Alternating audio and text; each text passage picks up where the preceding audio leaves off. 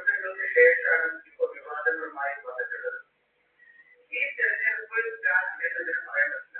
ഒരു ആധികാരിക വിഷയങ്ങൾ വെച്ച് GP കുഞ്ഞനന്ദൻ സാർ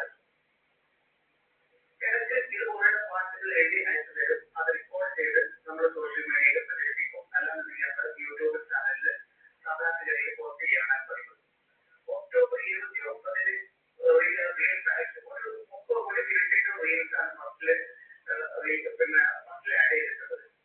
അതിനുശേഷം ഇതുവരെ സത്യസന്ധമായി നമ്മൾ ആലോചിക്കുന്ന വിഷയം ഇത്ര ദിവസത്തിനുള്ളിൽ